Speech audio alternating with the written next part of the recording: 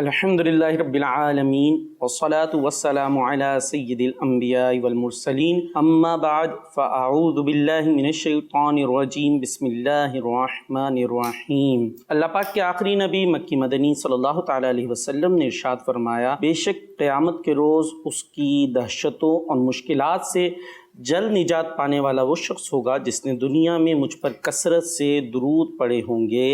صلو علی الحبیب صلی اللہ تعالی علی محمد صلی اللہ تعالی علیہ وسلم۔ مدنی چینل کے ناظرین، آپ دیکھ رہے ہیں پروگرام رمضان اور صحت۔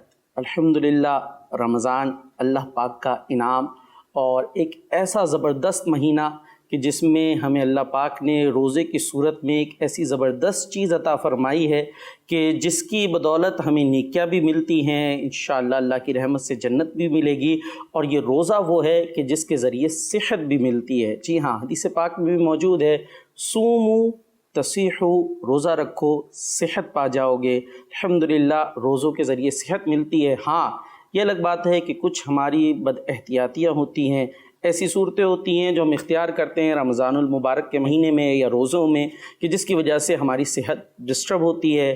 اسی لیے مدنی چینل آپ کے لیے پروگرام لے کر آیا ہے رمضان اور صحت، تاکہ ہم ان باتوں کو جانیں کہ جس کے ذریعے ہم روزے کی برکتیں بھی حاصل کریں، رحمتیں بھی حاصل کریں اور اپنی صحت کو برقرار بھی رکھیں، بلکہ صحت کو مزید اچھا کر سکیں۔ اگر صحت مند نہیں تھے تو صحت مند ہو جائیں، یا صحت مند رہیں تو الحمدللہ۔ اسی لیے یہ پروگرام آپ کے سامنے آیا کرتا ہے۔ آپ نے ہمارے ساتھ رہنا ہے۔ ہمارے ساتھ ڈاکٹر سلمان بھی موجود ہیں، ڈاکٹر کامران بھی موجود ہیں۔ مختلف پہلوؤں پر ہماری گفتگو ہوگی کہ روزہ کس طرح انسانی صحت پر اثرات مرتب کر رہا ہے اور ہماری کیا بے احتیاطیاں ہوتی ہیں جس کی وجہ سے ہم صحت مند نہیں رہ پاتے۔ آج کے ہم پروگرام میں بات کریں گے بلڈ پریشر کے حوالے سے۔ تو یہ بلڈ پریشر اور رمضان، یعنی یوں کہہ لیجیے بلڈ پریشر اور روزے کا بھی کوئی تعلق ہوتا ہے۔ پہلے تو ہم بات ہی کر لیتے ہیں کہ بلڈ پریشر ایکچولی ہے کیا، اور پھر انشاءاللہ ہم یہ بات کر لیں گے کہ اس کا روزے سے کیا تعلق اور روزے کی کیا مثبت اثرات اس حوالے سے مرتب ہوتے ہیں۔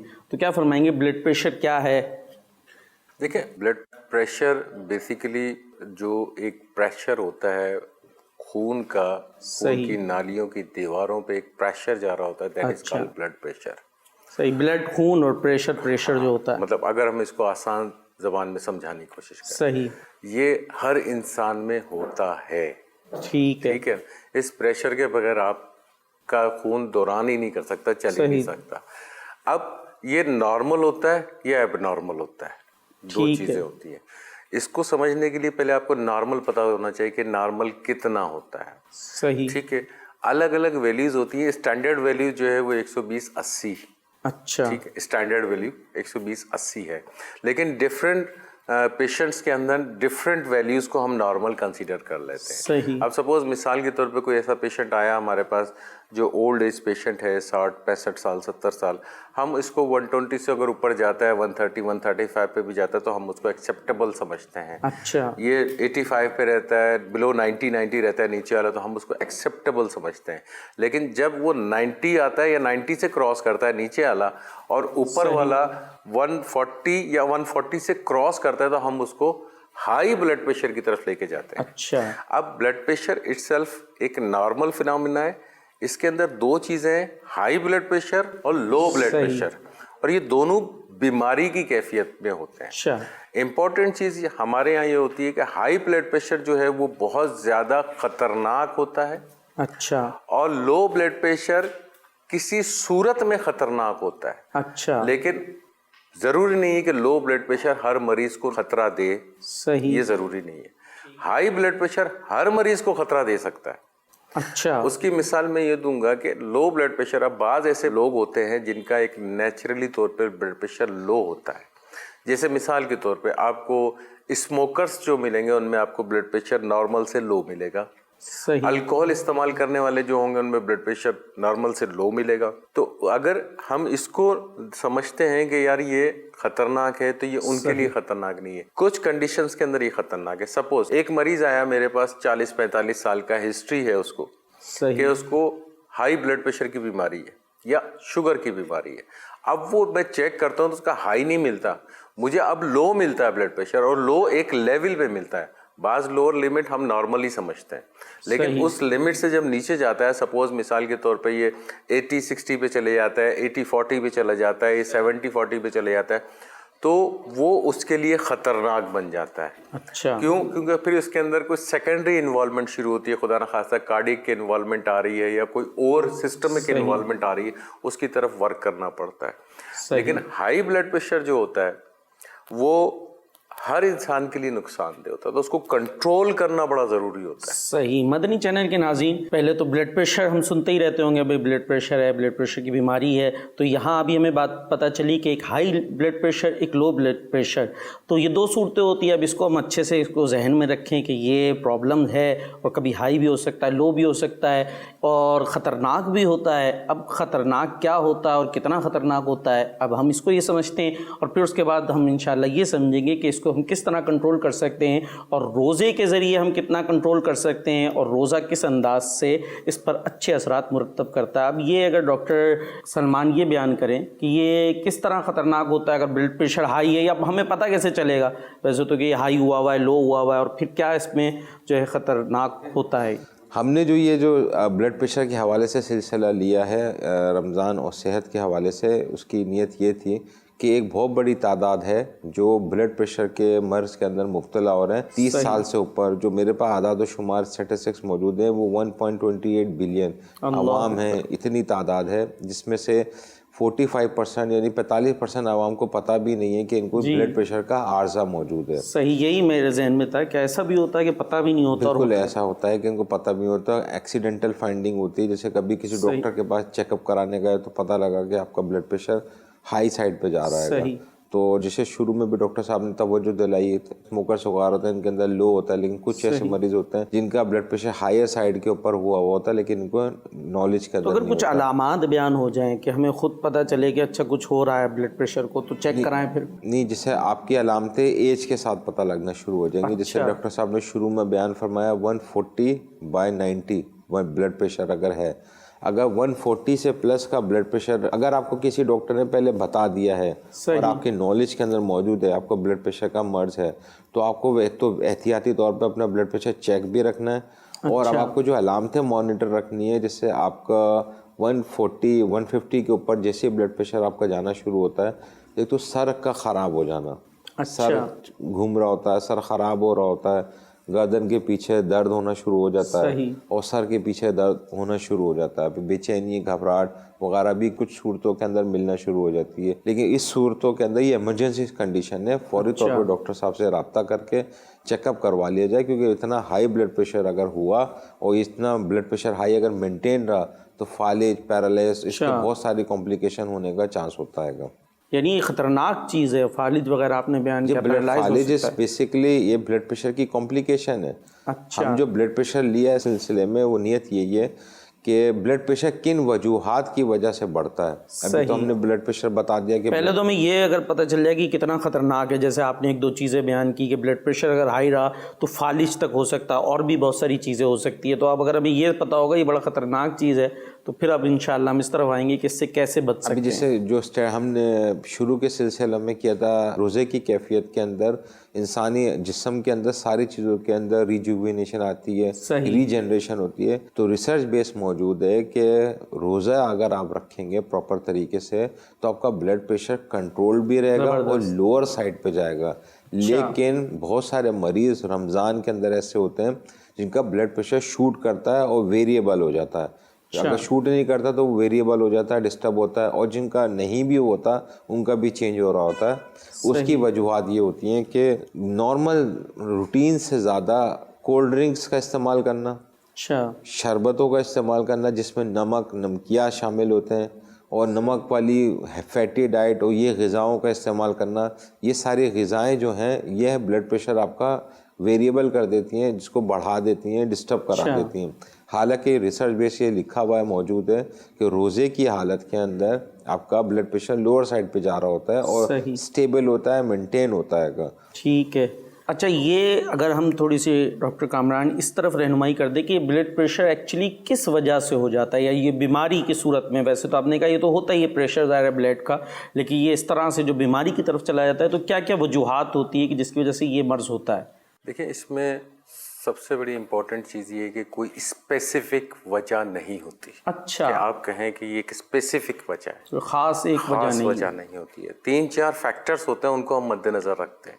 ایک ہمیں سب سے پہلے فیملی ہسٹری دیکھنی پڑ رہی ہوتی ہے کہ آپ کے خاندان میں کسی کو تو بیماری نہیں ہے. صحیح. اور والدین کی طرف سے, ددیال کی طرف سے, ننیال کی طرف سے کسی کو بیماری تو نہیں ہے.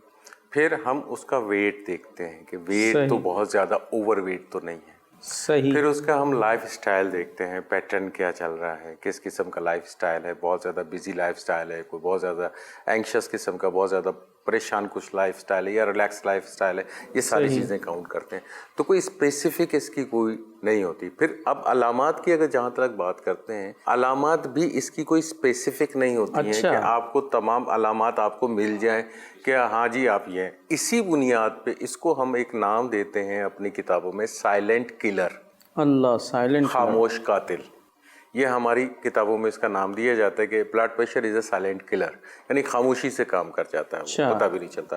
کئی ایسے مریض ہمارے مشاہدے میں رہے ہیں کہ ٹھیک ٹھاک آئے ہیں, ایکسیڈنٹلی جب ہم نے ویسے ہی روٹین میں ان کا بلڈ پریشر چیک کیا تو پتہ چلا چاہیے آسمان سے باتیں کر رہا ہے. ایک تو ہائی ہے لیکن آسمان سے باتیں کر رہا ہے. اس طرح کا بلڈ پریشر بہت ہائی ہوتا ہے ان کا, اور وہ بالکل ایبسولوٹلی نارمل ہوتے ہیں, کچھ نہیں ہوتا. جب ہم ان کو بتاتے ہیں کہ یار آپ کا بلڈ پریشر, میں تو ٹھیک ہوں, مجھے کچھ بھی نہیں ہے. میں کہا ٹھیک ہے آپ کو کچھ بھی نہیں ہے لیکن بلڈ پریشر بہت ہائی ہے آپ کا, اور اس کو اس سے پہلے پتہ بھی نہیں ہوتا کتنے دن سے اس کا چل رہا ہوتا ہے, اس کو کچھ نہیں معلوم ہوتا ہے. پھر ہم وہاں سے ہسٹری لینا شروع کرتے ہیں, آپ کو فیملی میں کوئی پرابلم تو نہیں ہے, کچھ نہیں ہے, کیا چیز, یہ تمام چیزیں لینے کے بعد پھر ہم اس کی کاز کی طرف جاتے ہیں. کیا وجہ, اب فیملی سے بھی ہمیں کچھ نہیں ملی, کہیں کچھ نہیں مل رہا, تو پھر ہم میڈیکل کاز کی طرف جاتے ہیں کہ یار اب سیکنڈری کاز دیکھنی ہے ہم نے اس کے اندر کہ دوسری وجہ تو نہیں ہو سکتی. اب دوسری وجوہات کی طرف ہم جاتے ہیں, کولیسٹرول لیول چیک کرتے ہیں ان کا, لپڈ پروفائل جو ہوتا ہے وہ پورا پروفائل چیک کرتے ہیں کہ پروفائل کی وجہ سے بھی بلڈ پریشر بڑھتا ہے, کیونکہ کولیسٹرول آپ کی جو خون کی نالیاں ہیں, اس کی جو بلڈ کی سرکولیشن ہے, وہاں پہ خون کی نالی میں جمع ہو کے اس کی سرکولیشن جو ایک ریکوائرڈ ہوتی ہے اس کو سلو کرتا ہے, جس کی وجہ سے پریشر بڑھتا ہے آپ کا. اس کو چیک کرتے ہیں ہم. دوسرا کڈنی کے فنکشن جو ہیں اس کو چیک کرتے ہیں کہ کڈنی کے فنکشن پراپرلی چلتے ہیں کہ نہیں چلتے. اگر کڈنی کی خدا نہ خواستہ کوئی بیماری اس کے ساتھ چل رہی ہے تو بلڈ پریشر اس کے اندر ہونے کے چانسز ہوتے ہیں. اسی طرح ڈفرینٹ چیزوں کو ہم نے کھانا پینا اور جو ہے وہ انہیلدی فوڈ, اس کا کتنا تعلق ہوتا ہے اس بلڈ پریشر سے؟ کھانا پینا کا بھی جیسے ڈاکٹر صاحب نے بیان فرمایا نا, لائف سٹائل جو ہے اس کا جو دیکھنا ہوتا ہے گا, تو اس میں کھانا پینا بھی آ جائے گا. وزن اگر زیادہ ہے, موٹاپا زیادہ ہے تو بلڈ پریشر ہو سکتا ہے. بلڈ پریشر بھی ہو سکتا ہے. رسک فیکٹر ہے یہ. صحیح. کھانے پینے سے تعلق ظاہر ہے موٹاپا, اور موٹاپا ہے تو اس سے بلڈ پریشر بھی ہو سکتا ہے. بلڈ پریشر کے مریضوں میں ہم جو ہدایت دیتے ہیں نا, وہ دیتے ہیں کہ آپ اپنی غذا میں سے نمک کی مقدار کم کر دیں. اچھا. اسموکنگ کرتے ہیں تو اسموکنگ کم کر دیں, چائے پیتے ہیں تو چائے کم کر دیں, مسالہ کا استعمال ہوتا ہے تو مسالہ کم کر دیں, اور کولڈ ڈرنکس وغیرہ, جوسز وغیرہ استعمال کرتے ہیں تو اس کی مقدار آپ کو کم کرنی ہوگی, ادروائز آپ کا بلڈ پریشر ہائی ہو جائے گا. جی, تو مدنی چینل کے ناظرین, ڈاکٹر صاحب کی طرف ہم یہ سوال لے کے چلتے ہیں, اگر کوئی مریض ہے بلڈ پریشر کا شکار ہے, لو یا ہائی اسے رہتا ہے, تو پھر رمضان المبارک میں وہ کس انداز سے اس کو کنٹرول کر سکتا ہے, اور روزہ اور سحری و افطاری میں اسے کیا احتیاطیں رکھنی چاہیے کہ وہ اچھے انداز سے روزہ رکھ سکے. اور باقی یہ کہ اگر کوئی اس طرح کا مریض ہے تو اس کو شرعی اعتبار سے اس کے لیے کیا احکامات ہیں, دارالفتہ اہل سنت سے رجوع کریں. مدنی چینل پہ بھی اس حوالے سے پروگرامز آتے ہیں, وہاں بھی رجوع کر سکتے ہیں. مفتیان کرام دارالفتہ اہل سنت میں موجود ہوتے ہیں, تو شرعی رہنمائی آپ وہاں سے لے سکتے ہیں. باقی اگر کوئی بلڈ پریشر کا شکار ہے اس مرض کا, تو وہ کس طریقے سے اس میں رمضان المبارک میں روزے میں اس میں سحری و افطاری کرے تاکہ اس کی یہ بہتر رہے. اس میں دیکھیں سب سے زیادہ امپورٹنٹ چیز یہ ہوتی ہے کہ بلڈ پریشر کے اندر اگر ہم دیکھیں تو پابندی کی چیز کی ہوتی ہے, نمک کی ہوتی ہے. اچھا. نمک کو آپ نے کنٹرول میں رکھنا ہے, یعنی کہ بعض کیفیت میں تو بالکل منع کر دیا جاتا ہے. اچھا. کہ نمک بالکل استعمال نہیں کرنا ہے. تو سب سے پہلے تو آپ نے جو نمک ہے اس کو آپ نے اپنی ڈاکٹر کی ہدایت کے مطابق, جیسے وہ ہدایت دیتا ہے آپ کی سچویشن کے حساب سے, آیا بالکل بند کرنا ہے یا کچھ مقدار کی اگر وہ اجازت دیتے ہیں تو اس حساب سے آپ نے اس کو شیڈیول بنانا ہے اپنے غذا کے اندر. صحیح. یہ امپورٹنٹ چیز ہے. دوسری, اپنی جو دوا آپ یوز کر رہے ہیں, جو بھی آپ میڈیسن بلڈ پریشر کی یوز کر رہے ہیں, وہ اپنے ڈاکٹر صاحب سے ہدایت لے کے مشورہ کر کے اس کی ڈوز ایڈجسٹ کر لیں. جو خوراک آپ لیتے ہیں اس کو ایڈجسٹ کروا لیں کہ ڈاکٹر صاحب میرا اس دفعہ روزہ رکھنا ہے میں نے اس دفعہ، تو مجھے میری خوراک آپ ایڈجسٹ کر دیں. وہ آپ کو ایڈجسٹ کر دیں گے جو بھی آپ کی ریکوائرمنٹ کے حساب سے ہوگی. تو اس حساب سے وہ دوا بھی لیں، اور روزے کی احتیاط جو ڈاکٹر صاحب آپ کی کیفیت کے حساب سے بتائیں گے. اس میں مین تو یہی ہوتی ہے کہ عمومی طور پر نمک کی طرف احتیاط کی جاتی ہے، لیکن اور اس کے ساتھ کیونکہ آپ کی ہر آدمی کی اپنی مختلف کیفیات ہوتی ہیں، تو وہ آپ کی کیفیت کے حساب سے آپ کو مزید احتیاطیں بتا دیں گے کہ یہ چیزیں آپ نے قطعی طور پہ استعمال نہیں کرنی، یہ آپ نے احتیاطی طور پہ استعمال کرنی ہے، اور یہ آپ نے کھل کے استعمال کرنی ہے. تو یہ تمام چیزیں ڈاکٹر آپ کو اس وقت مشورہ دے دے گا، لیکن یہ بیفور رمضان، یعنی کہ رمضان کے ٹائم پہ وہاں جا رہے ہو اینڈ ٹائم کے ڈاکٹر صاحب میں نے یہ کر لیا اور یہ کر لیا، تو پھر ڈاکٹر صاحب کے لیے پھر ڈیسیجن لینا ذرا مشکل ہوتا ہے کہ کیا کرنا ہے. پھر یہ ریپیٹیڈلی آپ کو ڈاکٹر صاحب کے پاس جانا پڑے گا تاکہ ایک کنکلوژن پہ پہنچے، ایک وہ چیز پہ پہنچے کہ ہاں بھائی اتنے پہ کنٹرول ہو رہا ہے. تو بہتر ہے پہلے سے آدمی ڈیسائیڈ کر لے، ڈاکٹر سے مشورہ کر لے.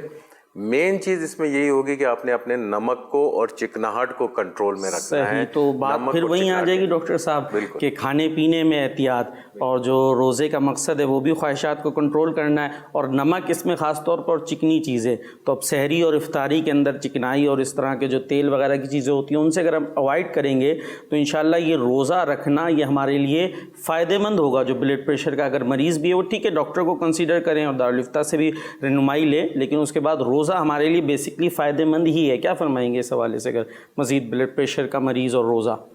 بلڈ پریشر کے مریض میں جیسے ہم نے شروع کے سلسلوں میں بھی عرض کیا تھا کہ روزہ رکھنے سے بلڈ پریشر لوور سائڈ پہ ہی جا رہا ہوتا ہے، اور اگر کوئی اس طرح کا مریض ہوا اور صحیح طریقے سے روزہ رکھے تو اس کا بلڈ پریشر انشاءاللہ اللہ نے چاہا تو بہتر ہی ہوگا اگر وہ احتیاطیں کر رہا ہوگا. اگر احتیاطیں نہیں کی جیسے ڈاکٹر صاحب نے بیان فرمائی ہیں، نمک و چکنائی، اس میں ایڈ کروں گا کہ کولڈ ڈرنکس کا استعمال، چائے کا استعمال، پان گٹکے کا استعمال، چھالیہ کا استعمال، یہ ساری چیزیں جو ہیں یہ کو فیکٹر ہوتے ہیں، یہ بلڈ پریشر کو ڈسٹرب کر رہے ہوتے ہیں. تو ان چیزوں کی احتیاطیں کریں. افطار کی فوری بعد جو شربت پی رہے ہوتے ہیں اس کے اندر بھی نمک وغیرہ شامل ہوتا ہے، ایسنس وغیرہ شامل ہوتے ہیں، وہ بھی بلڈ پریشر کو ڈسٹرب کر رہے ہوتے ہیں. صحیح. تو یہ خیر خواہی کے جذبے کے تحت ہی الحمدللہ یہ پروگرام آپ کے لیے ہم لے کر آ رہے ہیں، رمضان اور صحت. اب اگر کوئی بلڈ پریشر کا مریض ہے تو اس کو کن کن چیزوں کی احتیاط کرنی چاہیے، اس کی یوں کہہ لیجیے ایک دفعہ اور پھر توجہ دلائی جا رہی ہے. ظاہر ہے اگر آپ ڈاکٹر سے رجوع کرتے ہیں تو ڈاکٹر صاحب نے آپ کو بتایا ہی ہوگا، لیکن یہاں بھی الحمدللہ خیر خواہی کی جا رہی ہے کہ اگر بلڈ پریشر ہے تو اس کو کس طرح سے آپ نے کنٹرول رکھنا ہے، اور روزہ آپ کے اس بلڈ پریشر کے مرض کو دور کرنے میں ہمارے لیے معاون ثابت ہوگا. بس ضرورت اسی بات کی ہے کہ جو روزہ جس طرح رکھنا چاہیے اس طرح سے ہم روزہ رکھیں گے تو انشاءاللہ یہ بلڈ پریشر کا مرض بھی ہم سے دور ہوگا یا کنٹرول رہے گا. ڈاکٹر صاحب اگر بلڈ پریشر کے ساتھ ہم دل کو بھی اگر کنیکٹ کریں، یعنی کیا دل کی تعلق بلڈ پریشر سے بنتا ہے؟ جی بالکل، بلڈ پریشر بنتا ہی دل کی وجہ سے ہے. اچھا.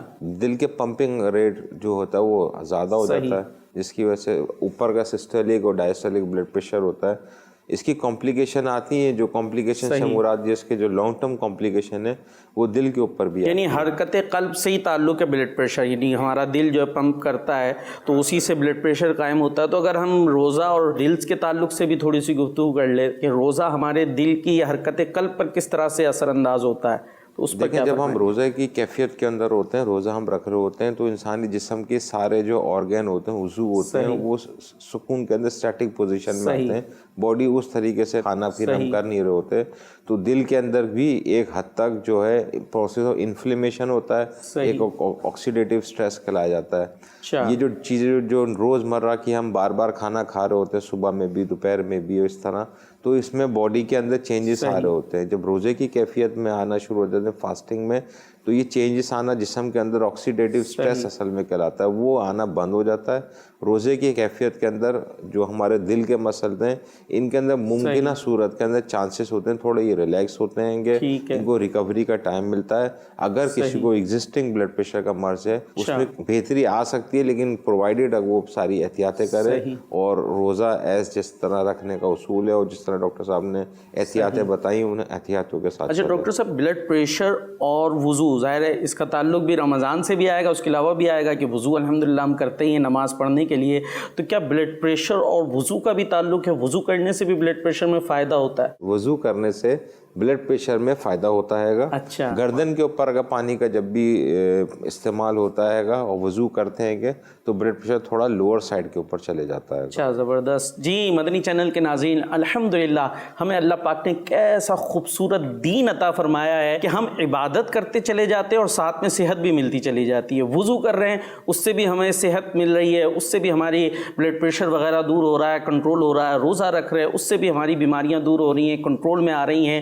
عبادت کریں اچھی اچھی نیتوں کے ساتھ, یقیناً اس کا فائدہ ہے. اخروی فوائد بہت سارے موجود ہیں. اس کے ساتھ ساتھ انشاءاللہ ہمیں صحت بھی ملے گی اور اس میں بھی ہماری اچھی نیت ہوگی تو انشاءاللہ یہ صحت حاصل کرنا بھی ہمارے لیے باعث اجر و ثواب ہو جائے گا. الحمدللہ ایسا پیارا دین ہمارا ہے اور یہی پیغام مدنی چینل کا بھی ہے, دعوت اسلامی کا بھی ہے کہ ہم اپنے اس دین کی اس خوبصورتی کو سمجھیں اور اس خوبصورت دین کو اپنی لائف کے اوپر اپلائی کریں. انشاءاللہ یہ دین ہماری دنیا کو بھی سنوارے گا اور آخرت کو بھی سنوارے گا. اسی کے ساتھ مدنی چینل کے ناظرین میں چاہوں گا وضو اور سائنس امیر اہل سنت دامت برکاتہم العالیہ کا بہت خوبصورت رسالہ ہے. اس کو بھی آپ مطالعہ کریں گے, اس کو پڑھیں گے تو انشاءاللہ بہت سارے فوائد تو ہمیں معلوم ہوں گے کہ کس طریقے سے وضو کرنے سے ہمیں سائنسی فوائد بھی حاصل ہوا کرتے ہیں. اللہ پاک ان باتوں پہ عمل کی توفیق عطا فرمائے. صلو علی الحبیب صلی اللہ تعالی علی محمد صلی اللہ تعالی علیہ وسلم.